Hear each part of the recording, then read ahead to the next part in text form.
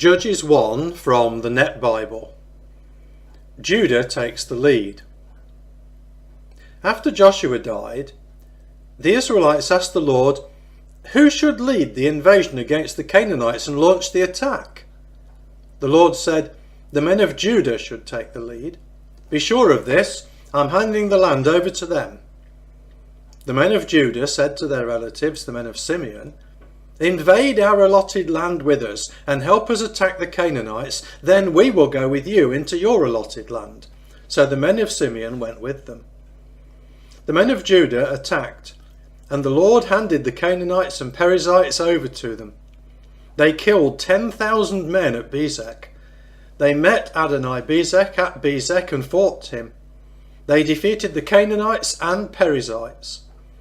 When Adoni-Bezek ran away, they chased him and captured him. Then they cut off his thumbs and big toes. Adoni-Bezek said, 70 kings with thumbs and big toes cut off used to lick up food scraps under my table. God has repaid me for what I did to them. They brought him to Jerusalem, where he died. The men of Judah attacked Jerusalem and captured it. They put the sword to it and set the city on fire. Later, the men of Judah went down to attack the Canaanites living in the hill country, the Negev and the lowlands. The men of Judah attacked the Canaanites living in Hebron. Hebron used to be called Kiriath Arba. They killed Sheshai, Ahiman and Talmai. From there, they attacked the people of Debir. Debir used to be called Kiriath Sepher. Caleb said, to the man who attacks and captures Kiriath Sepher, I will give my daughter Aksar as a wife. When Othniel, son of Kenaz, Caleb's younger brother, captured it, Caleb gave him his daughter Aksar as a wife. One time Aksar came and charmed her father, so that she could ask him for some land. When she got down from her donkey, Caleb said to her, what would you like? She answered, please give me a special present. Since you have given me land in the Negev, now give me springs of water. So Caleb gave her both the upper and lower springs.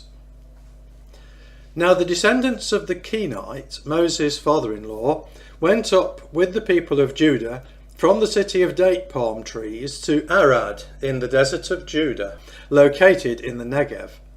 They went and lived with the people of Judah. The men of Judah went with their brothers, the men of Simeon, and defeated the Canaanites living in Zephath. They wiped out Zephath, so people now call the city Hormah. The men of Judah captured Gaza, Ashkelon, Ekron, and the territory surrounding each of these cities. The Lord was with the men of Judah. They conquered the hill country, but they could not conquer the people living in the coastal plain because they had chariots with iron-rimmed wheels. Caleb received Hebron just as Moses had promised. He drove out the 3 Anakites. The men of Benjamin, however, did not conquer the Jebusites living in Jerusalem. The Jebusites live with the people of Benjamin in Jerusalem to this very day. Partial success. When the men of Joseph attacked Bethel, the Lord was with them. When the men of Joseph spied out Bethel, it used to be called Luz, the spies spotted a man leaving the city. They said to him, if you show us a secret entrance into the city, we will reward you. He showed them a secret entrance into the city, and they put the city to the sword. But they let the man and his extended family leave safely. He moved to Hittite country and built a city. He named it Luz, and it has kept that name to this very day.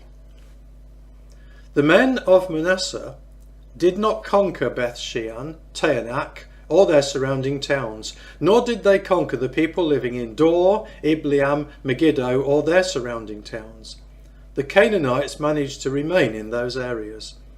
Whenever Israel was strong militarily, they forced the Canaanites to do hard labour, but they never totally conquered them. The men of Ephraim did not conquer the Canaanites living in Gezer. The Canaanites lived among them in Gezer. The men of Zebulun did not conquer the people living in Kitron and Nahalal. The Canaanites lived among them and were forced to do hard labour. The men of Asher did not conquer the people living in Akko or Sidon, nor did they conquer Arlab, Akzib, Helbar, Aphek or Rehob.